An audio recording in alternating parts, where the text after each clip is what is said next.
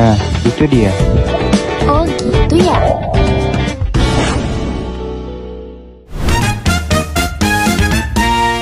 Halo semuanya, selamat datang kembali di podcast Hear Out SMK 2.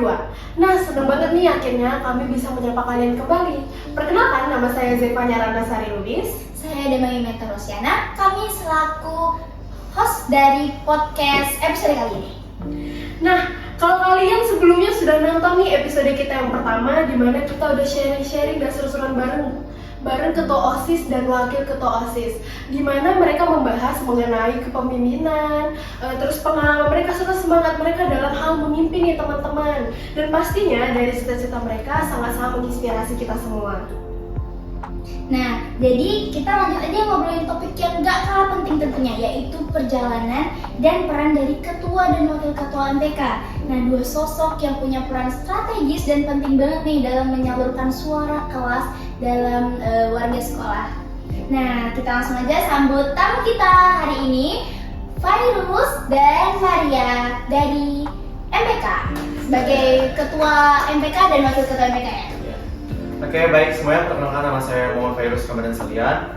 Kalian bisa manggil saya mungkin Fairuz saja. Dan saya Maria Simai, kalian bisa panggil aku Maria. Oke, baik nih Bang dan Kak, terima kasih ya. Mungkin saya lebih nyamannya langsung panggil Bang dan Kak aja lah ya. Oke, Boleh, langsung nih kita tembak ke pertanyaan pertama nih ya. Boleh nggak sih kalian ceritain nih ke kita semua nih ya, gimana awalnya kalian memutuskan buat maju sebagai ketua dan wakil ketua MPK nih? Oke, buat pertanyaan ini, aku sebenarnya dari awal gak pernah expect dalam pikiran aku atau dalam diri aku bakal jadi ketua, jujur. Cuman karena mungkin sebelumnya kan kami punya ketua nih. Sebelumnya kan punya ketua, terus kami tuh pengen melanjuti periodenya tuh ketuanya dia lagi. Mungkin tapi rekan saya ini lagi gak bersanggup atau mungkin lagi emang kayak udah gak mau. Jadi akhirnya teman-teman angkatan lembaga saya tuh kayak lebih pilih saya gitu. Jadi kayak nunjuk saya. Jadi saya ngerasa kayak, oh mereka udah nunjuk saya. Jadi kenapa aku nggak percaya gitu sama diriku? Nah, kalau saya sendiri, jujur sebenarnya nggak ada kepikiran untuk menjadi wakil atau menjadi pemimpin di dalam MPK ini. Tapi melihat ketua kita, yaitu Kak Selviana di sebelumnya, itu sangat memotivasi saya, di mana dia dengan cara bicaranya yang sangat wow gitu menurut saya, dan sangat berpikir kritis gitu. Jadi itu sangat memotivasi saya, dan saya sangat menjadi percaya diri bahwa saya juga bisa seperti dia gitu. Dan saya juga sebenarnya tidak mau mengajukan diri terlebih dahulu, tapi saya sebenarnya waktu itu diajukan sebagai kandidat gitu, dan saya ya mau gitu, dan ya saya berhasil menjadi wakil ketua. Nah, kan karena kalian tuh bilang gak expect, terus gak nyangka bakal jadi ketua dan wakil ketua MPK. Itu tuh gimana sih, apa sih yang kalian pikirin waktu kalian bakal pegang amanah sebesar ini? Nah, ketua MPK dan wakil ketua MPK itu kan kayak menyatukan kelas kan, menyatukan seluruh warga sekolah. Itu gimana? Apa yang kalian pikirin?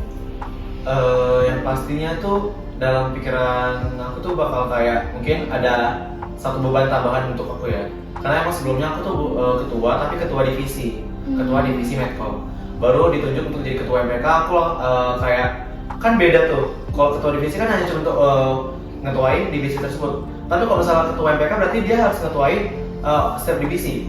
Nah, setiap divisi pasti juga punya anggota yang wakilin suara-suara kelas dong pastinya. Jadi aku kayak ngetuain semua satu sekolah ini, ngetuain satu suara semua SMK Negeri Batam. Itu harus aku bisa dengar gitu. Yang aku takutnya aku kalau misalnya jadi ketua MPK tuh awalnya tuh aku takut kayak aku nggak bakal bisa mendengar suara-suara mereka. Jadi kayak aku dibilang kayak gak becus atau mungkin kayak gak guna gitu. Aku mungkin lebih takut ke pressure sama omongan-omongan mereka aja sih. Kayak mungkin lebih dibilang kayak gak ada guna itu kayak lebih sakit aja sih. Maksudnya kayak kita udah berusaha, cuman takutnya dibilang kayak gitu akunya jadinya down. Cuman untuk saat ini belum ada sih hal yang kayak gitu ya, alhamdulillahnya. Ya mungkin lebih ke pressure aja sih sama omongan orang. Terus kayak ya mungkin beban tadi Tapi terus sekarang aku nggak ada ngerasain hal itu sama sekali. Kalau saya sejauh ini belum ada sih yang paling berat karena kita juga belum menjabat sejauh itu, belum selama itu kita menjabat sebagai ketua dan wakil ketua. Tapi bagi saya sebagai anggota di sebelumnya itu, saya sulit itu berada di dalam mengatur waktu gitu. Karena saya waktu itu sedikit berbagi cerita, saya waktu itu sempat tabrakan jadwalnya yang kayak sebenarnya kita ada jadwal rapat pas pulang sekolah, tapi kita juga saya juga ada jadwal praktek di situ dan saya harus menyelesaikan praktek itu dalam cepat dan gesit supaya saya tidak dikejar-kejar waktu oleh waktu rapat gitu. Berarti emang berat banget sih ya jadi ketua MPK, harus peka, harus bisa betul, harus berani mendengarkan suara kelas-kelas kan. Nah terus juga harus punya skill manajemen waktu. Oke, baik untuk Bang Kaira dan Kak Maria. Sebenarnya masih banyak banget nih yang bingung sebenarnya apa sih peran penting utama MPK itu. Nah, bisa nggak sih kalian sedikit jelasin tentang perannya MPK di sini? Oke, mungkin aku bakal jelasin karena mungkin teman-teman juga mungkin ada yang masih bingung ya MPK itu sebenarnya tujuannya apa sih, apa bedanya dengan OSIS gitu ya. Kalau mungkin dari aku, MPK itu kan majelis perwakilan kelas ya. Ya dimana pasti setiap kelas tuh pasti harus punya MPK. Karena kalau di SMK Negeri Batang atau di sekolah kita ini sekarang tuh emang harus punya sih. Karena menurut aku sebenarnya bukan lebih ke kayak ke prioritas aja, cuman lebih kayak kalau misalnya gini nih, misalnya kayak ada info atau dari guru atau dari kesiswaan atau mungkin dari kurikulum, itu kan nanti bakal di-share ke grup MPK dulu, baru di-share ke grup kelas masing-masing. Karena nggak semua guru yang wali kelas itu 24 jam pegang HP kan, atau mereka juga nggak sempat kayak pantau HP terus kan. Jadi kayak kadang ada mungkin kelas yang infonya lebih lambat karena wali kelasnya mungkin lebih sibuk gitu. Nah tugas MPK sebenarnya kayak mungkin lebih nge-forward informasi dari mungkin kurikulum atau siswaan gitu ke kelas masing-masing untuk kayak ya supaya anak-anak kelas juga nggak terlambat dapat info. Terus MPK itu kan majelis perwakilan kelas. Jadi sebenarnya kami itu tujuannya dari lembaga kami itu mengaspirasi suara-suara kalian gitu teman-teman. Jadi misalnya kayak kalau misalnya kalian punya pendapat atau punya suara atau punya aspirasi yang pengen kalian keluarin, itu coba mungkin dijelasin aja ke MPK kalian. Baru nanti kami bakal ada rapat, nanti baru kami kasih hasil rapat tersebut mungkin ke OSIS. Ya betul sekali, jadi itulah yang dilakukan MPK untuk sekolah. Kinerja MPK itu sebenarnya bukan kinerja yang gimana banget gitu, bukan yang kami turun ke lapangan, tapi kami memberikan ide, memberikan saran untuk OSIS atau untuk siapapun itu biar suatu acara atau suatu keadaan itu berjalan dengan baik. Jadi MPK ini benar-benar berguna banget ya buat menyalurkan pendapat, aspirasi, karena kan nggak semuanya bakal bisa tertampung ya kalau misalnya dengan OSIS sendiri. Nah itu tuh masih bingung nih, menurut kalian tuh apa bedanya OSIS dan MPK? Oke, bedanya yang pertama OSIS itu organisasi siswa intersekolah.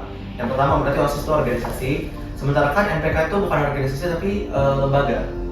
Nah, jadi kalau untuk secara lembaga, MPK itu nggak ada yang namanya kayak undang-undang hukum secara organisasi. Tapi ada yang namanya hukum secara siswa kayak biasanya. Jadi kalau OSIS kan misalnya di hukum itu dia ada bantuan surat-surat yang ada undang-undangnya kan. Tapi kalau misalnya MPK itu kayak lebih kayak diambil dari emang hak dari siswanya gitu. Jadi mereka sebenarnya siswa biasa, cuma mereka lembaga aja. Nah untuk secara bedanya tuh MPK tuh mungkin lebih kayak nyaluri suara-suara kelas itu tadi yang saya bilang tadi. Mungkin kayak suara kelas, aspirasi anak-anak kelas gitu. Itu bakal diajuin ke OSIS. Nah nanti OSIS itu yang bakal membuat atau memikirin lagi atau kayak menilah lagi apakah itu bagus untuk sekolah kita. Mungkin misalnya gini, kelas A tuh ada kayak ide mungkin buat lomba voli misalnya. Terus nanti kami bakal bilang ke OSIS, nah berarti kita rapat bareng. OSIS setuju nggak kalau misalnya buat itu? Karena kan itu kemauan anak kelas tuh pasti. Jadi OSIS nanti yang kerja ke lapangan atau buat event, buat acara, buat rundown kayak gitu. Iya betul. Jadi sebenarnya bedanya nggak terlalu jauh, cuma cukup beda gitu. Jadi yang kayak OSIS itu melakukan kerja di lapangan, merancang segala rundown atau event gitu. Dan kami yang mengevaluasi atau memberikan sarannya. Jadi itu bagaimana OSIS dan MPK saling mendukung ya. OSIS yang bekerja, MPK yang menyalurkan supaya eventnya bisa berjalan dengan baik juga. Ya mungkin contohnya kayak misalnya ada event kayak kemarin terakhir kita ada event hari pendidikan tuh. Nah kemarin kan tuh ada kayak lomba fashion show ya teman-teman kayak di sekolah. Nah itu pasti OSIS tuh pasti butuh yang namanya list anak-anak yang ke lomba kan. Nah nggak semua kelas tuh pasti ada OSIS, tapi di semua kelas tuh pasti udah ada MPK. Nah jadi gunanya MPK tuh kayak lebih mempermudah urusan OSIS juga. Jadi kayak misalnya kayak OSIS butuh list ini, ya kami yang bekerja gitu loh. Iya betul. Oke, tapi selama menjabat sebagai MPK nih ya Bang, apa tantangan paling besar yang kalian alami sebagai ketua dan wakil ketua MPK nih? Kalau mungkin dari aku lebih kayak ke ketua atau wakil ketua apa ini kami berdua. Mungkin kami sering dijadiin kayak panutan ya untuk siswa-siswa yang lain. Jadi kami tuh kalau misalnya ngelakuin hal apapun itu pasti bakal dipantau banget. Apalagi mungkin mau sama guru atau mau sama teman. Even kalau bukan ketua tapi kita cuman kayak anggota biasa di organisasi atau lembaga, itu pasti kita dibilang kayak kita tuh kan panutan ya. Apalagi kalau misal ketua. Jadi aku mungkin pernah kayak ngelakuin kesalahan. Terus aku tuh kayak dinasihat sama guru itu kayak, kamu kan ketua MPK, kamu nggak boleh kayak gitu. Aku langsung kayak, oh iya ya, aku nggak boleh kayak gitu karena aku ketua. Jadi aku kayak ngerasa ada beban yang harus aku tanggung gara-gara aku ketua. Jadi aku harus jadi panutan buat orang lain gitu. Jadi aku harus benar-benar disiplin buat aku sendiri untuk buat orang lain juga. Ada beban tersendiri gitu ya kayak harus dilihatin orang, harus jadi panutan orang. Tapi itu keren sih, maksudnya kayak jadi kakak itu harus jadi perfect atau kayak jadi sempurna di depan mata orang supaya orang nilai kita jadi nggak kayak kok ketua MPK kayak gini. Iya. Tapi sebenarnya ada plusnya juga ya, karena dari ketua dia bisa jadi belajar juga kayak bagaimana saya bertanggung jawab, menjadi diri versi dia yang lebih baik deh. Itu salah satu tanggung jawab sebagai ketua juga. Untuk kamarnya sendiri gimana kan? Kalau saya sama aja sih, jadi ya yang paling susah itu kita di sini memberikan contoh kepada siswa-siswa lain, karena sebenarnya jadi pemimpin itu susah, mudah nggak mudah gitu. Karena kita harus memberikan contoh bagi siswa yang lain, dimana kita harus selalu berperilaku baik dan berperilaku positif gitu, agar siswa lain juga meniru kita gitu. Dan juga kita menjaga nama baik sekolah tentunya dan nama lembaga sendiri. Nah sebagai MPK nih pasti kita kan kakak kan menampung kan aspirasi dari kelas-kelas warga sekolah. Nah itu tuh pasti nggak mungkin kan pendapatnya sama ya, pasti ada yang beda atau ada yang kayak aku maunya ini tapi yang lain maunya itu. Nah itu gimana sih cara menyelesaikannya? Gimana cara kakak menyikapinya? Kalau dari saya sebenarnya cara menyikapi hal seperti itu tuh tidak susah, karena kita cukup komunikasi saja. Kita komunikasi dengan kepala yang dingin, dengan hati yang tenang gitu. Jadi kita kalau misalnya ada perbedaan pendapat, kita bisa menyatukan pendapat itu, ya walaupun pendapat itu kadang berbeda dan walaupun tidak sama-sama positif gitu. Tapi kita harus bisa memilah mana yang baik, mana yang enggak, dan juga sebagai pemberi pendapat kita juga harus sebaiknya menerima jikalau pendapat kita tidak diterima. Ya gitu, kayak di nomornya tadi, pendapat pasti beda-beda ya. Even nggak kayak di lembaga aja ataupun organisasi, sama temannya kita bisa beda pendapat. Apalagi kalau misalnya kita di rumah nih, aku juga pernah dengar dari guru aku misalnya gini, misalnya ada seorang ibu, dia punya 2 anak. Yang anaknya ini pengen telur, yang satu lagi tuh pengennya udang. Nah, pasti seorang ibu tuh paling bingung ya, ini mau yang di mana yang masak kan? Jadi sang ibu tuh kayak lebih milih masak yang nggak dipilih mereka berdua. Jadi mungkin kayak lebih ambil jalan tengah gitu. Jadi mungkin aku juga bisa ngecontoh, misalnya ada pendapat dari anggota aku, terus yang ini dari ada pendapat anggota B aku. Jadi aku kayak bakal ngambil sebenarnya hal positif dulu. Jadi aku bakal ngelakuin yang namanya evaluasi pendapat dia dulu. Menurut aku evaluasi pendapatnya itu gimana, apakah udah bagus atau gimana, apakah masih ada yang kurang atau positifnya tuh ada nggak. Nah sama kayak untuk B, aku lakuin yang sama, baru nanti tuh aku bakal gabungin gitu. Karena aku nggak bisa bakal milih salah satunya sih.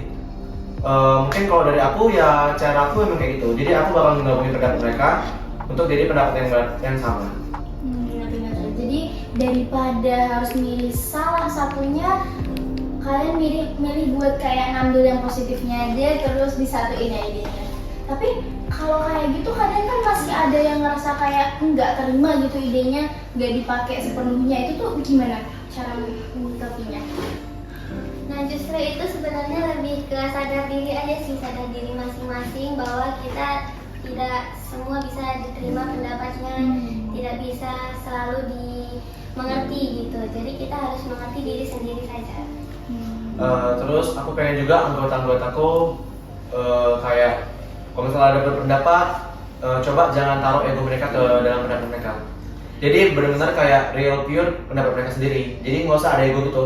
Karena kayak kalau misalnya menurut aku, kalau misalnya mereka naruh ego mereka pasti pengennya menang sendiri gitu. Iya sih betul. Jadi emang harus mementingkan bersama ya, nggak boleh diri sendiri. Egois gitu Iya ya. nggak boleh egois. Oke, ini menurut saya pertanyaan yang paling penting yang benar-benar saya pengen tanya ini ya. Terutama saya sendiri yang suka berorganisasi nih, tapi terkadang di diri saya tuh masih ada rasa takut. Terutama banyak orang di luar sana pasti kayak ragu-ragu nih mau masuk MPK misalnya, tapi ada takutnya karena merasa kayak nggak percaya diri. Abang ada pesan sendiri nggak sih kakak untuk penonton di luar sana, bahkan untuk saya sendiri, gimana biar kita tuh bisa percaya diri dan nggak ragu-ragu untuk ikut sebuah organisasi? Untuk itu mungkin menurut aku kalian buat yang lagi nonton jangan pernah ragu-ragu ataupun takut, karena hal itu sebenarnya kayak itu cuman asumsi dari diri sendiri aja. Kalian takut atau kalian nggak bisa itu sebenarnya cuma asumsi dari kalian diri sendiri yang membuat kalian nggak bisa. Sebenarnya kalian bisa, cuman kalian takut. Kayak aku contohnya, aku sebenarnya dari awal nggak pernah kepikiran untuk join organisasi maupun lembaga. Cuman makin kesini tuh kayak aku sadar kan masa SMK tuh cuma 3 tahun ya. Apalagi kan kalau ada PKL tuh jadi cuma 2 tahun setengah lah. Nah itu 2 tahun setengah tuh aku pengen kayak membuat apa sih yang berkesan di diri aku gitu. Ya mungkin kalau misalnya dari sekolah pasti lingkup sekolah mungkin berkesan. Cuman hal yang bisa bermanfaat untuk saat aku lulus tuh apa gitu. Nah aku pernah nanya mamaku, terus kata mamaku coba join organisasi aja. Baru ya aku mencoba-coba sih. Udah sampai sekarang aku udah ngerti apa sih keuntungan-keuntungan yang aku dapat. Mungkin contohnya aku bisa public speaking, terus aku bisa berpikir secara cepat. Maksudnya kan kita dalam organisasi itu nggak ada yang bisa namanya bertele-tele ya. Kita tuh harus yang namanya cepat. Baru manajemen waktu itu benar-benar kayak aku diajar banget di sini.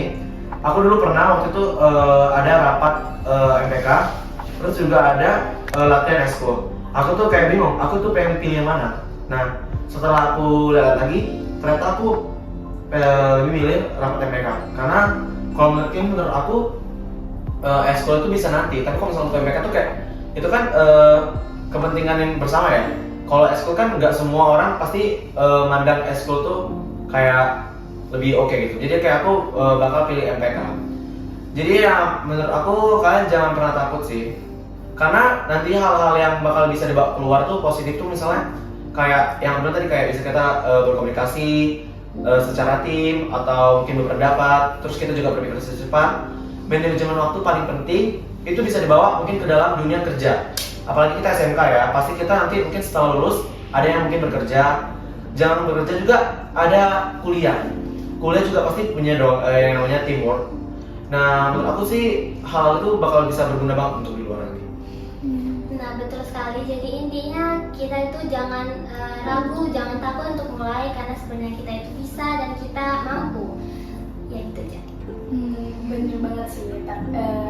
Makasih ya Kak udah ngasih semangat, motivasi untuk yang masih ragu-ragu nih, yang masih ragu-ragu untuk aktif di organisasi, dengerin kata Bang Fairuz sama Kak Maria kalau misalnya itu tuh menguntungkan banget guys buat aktif organisasi karena banyak banget skill yang bisa didapatkan seperti yang udah dibilang Kak Virus dan Kak Maria. Nah terus kan tadi udah kita kasih motivasi untuk yang masih ragu-ragu untuk aktif organisasi. Nah terakhir nih, harapan ketua MPK dan wakil ketua MPK untuk majelis ya, majelis perwakilan kelas ini apa sih? Aku berharap ya pastinya untuk kedepannya mungkin MPK mungkin lebih baik, misalnya dari baik lebih baik lagi, juga terus tetap namanya ngedengerin lah aspirasi-aspirasi atau suara-suara teman-temannya, jangan diacukan karena kalau misalnya mereka diacukan tuh pasti mereka bakal sakit hati banget sih. Mending kalian dengar dulu, baru kalian evaluasi apakah itu bagus atau enggak, mungkin baru nanti kalian rapatin bersama OSIS. Terus juga untuk kalian kedepannya mungkin bisa manajemen waktu yang lebih baik lagi, luangin waktu lagi untuk MPK supaya MPK tuh jadi lembaga yang mungkin bisa dicontohi sekolah-sekolah lain. Mungkin kayak kita kan, kalau dari kita kemarin tuh MPK tuh terbentuk gara-gara organisasi OSIS tuh ada studi tiru ke SMK 1 ya. Iya, betul. Nah di sana tuh kan ada MPK. Nah akhirnya terinspirasilah untuk membuat MPK di SMK Negeri Batak. Jadi siapa tahu kita bakal jadi inspirasi juga buat untuk sekolah lain gitu. Setuju banget dengan Bang Fai. Jadi kita berharap semoga MPK ini bisa lebih kreatif, lebih menginspirasi semua orang, terutama siswa-siswi yang maupun ada berada di SMK Negeri 2 Batam ini ataupun siswa di luar sekolah lain sana. Dan juga semoga kekeluargaannya lebih erat lagi, lebih terjaga lagi, terutama kepada kakak-kakak OSIS yang kita walaupun kadang berbeda pendapat ya Kak ya. Nah, kita emang berharap yang baik-baik aja karena kan kita emang jalannya berbarengan seperti yang tadi kita bilang, dan kita emang mau menjadikan sekolah ini tuh ya sekolah yang inspiratif, terus organisasi kita makin maju dan kita makin berkembang gitu, event-event kita makin meriah kan. Dan misalnya dengan organisasi ini bisa banyak memotivasi orang-orang di sana yang masih ragu-ragu atau nggak percaya diri. Betul. Sama nggak sih? Organisasi itu seru banget tau. Bener banget. Di sana kalian bisa nambah relasi, punya banyak teman. Dan nambah skill-skill, Bener meningkatkan banget. life skill yang penting banget sih buat nanti di dunia kerja, buat di kehidupan Bener. sosial juga. Bener banget. Jadi Jadi makasih banyak ya buat Kak Virus, Kak Maria udah bagi-bagi tips-tips nih ya. Jadi dari sini kita bisa belajar banyak nih tentang bagaimana kita ini ya memimpin suatu organisasi, bagaimana kita bisa percaya diri, mengeluarkan pendapat, mendengarkan pendapat, serta bisa bertanggung jawab nih dari organisasi. kita juga tahu pandangan dari ketua dan wakil ketua MPK itu bagaimana. Nah, buat kalian yang dengerin, ingat ya, kalian juga bisa punya suara dan pengaruh di dalam sekolah. Nggak harus nunggu jadi ketua dulu untuk mulai berbuat baik. Bahkan menyampaikan, berani mendengarkan itu adalah awal dari perubahan. Nah, jadi sampai ketemu lagi di episode selanjutnya. Tetap semangat, tetap bersuara, dan jangan ragu untuk ambil bagian. Hear Out SMK 2. Salam inspirasi. Bye semuanya.